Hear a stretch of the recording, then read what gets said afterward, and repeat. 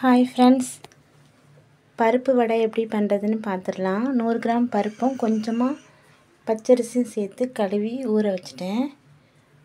ஒரு 10 மினிட்ஸ் தான் ஊற வச்சேன் நான். பார்த்திங்கன்னா பச்சரிசி கொஞ்சமாக அதில் ஆட் பண்ணி ஊற வச்சிடலாம். சைடில் ஆனியன், க்ரீன் சில்லி ஒன்று, கருவேப்பிலை, ஜிஞ்சர், கொரியண்டர், இது எல்லாமே சாப் பண்ணி வச்சுக்கலாம் குட்டி குட்டியாக. சிம்பிள் மெத்தடில் செஞ்சிடலாம். நம்ம குட்டி குட்டியாக எல்லாத்தையும் கட் பண்ணி வச்சுக்கலாம்.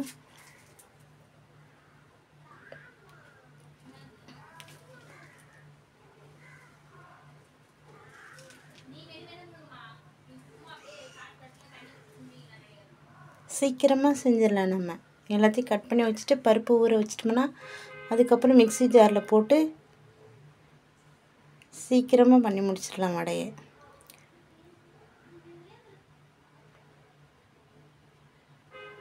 ஒரு மிக்ஸி ஜாரில் பெருஞ்சீரகம் கொஞ்சம் போட்டுக்கலாம்.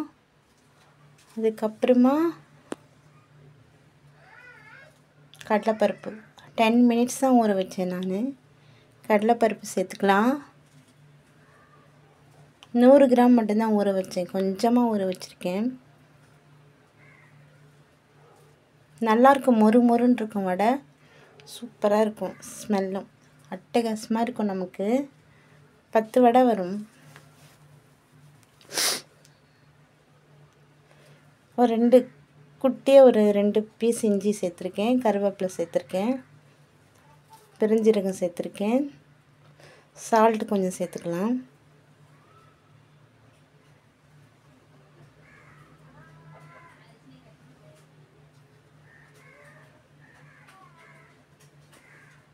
கொரகொரப்பாக அரைச்சிக்கலாம். கொஞ்சம் கொரகொரப்பாக இருந்தால் தான் நல்லாயிருக்கும் வடை, கிறிஸ்பியாக இருக்கும்.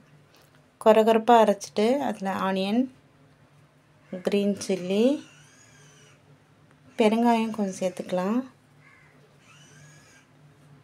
கொரியண்டர், ஜிஞ்சர், இது எல்லாமே சேர்த்தா சூப்பராக இருக்கும். அட்டகாசமாக இருக்கும். ஸ்மெல்லு, கிறிஸ்பி எல்லாமே சூப்பராக இருக்கும். நமக்கு சீக்கிரமாக செஞ்சு முடிச்சிடலாம்.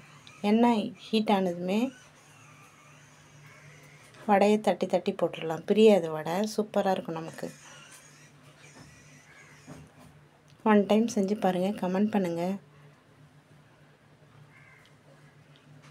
என்னோட மெத்தடில் நான் செஞ்சுருக்கேன், சூப்பராக இருக்குது. பாருங்கள், செவந்து வந்ததுமே இந்த பாருங்கள், ஒன் சைடு திருப்பி போட்டதுமே செவந்துருச்சு வடை. செவந்து வந்துடுறதுமே நம்ம எடுத்துடலாம்.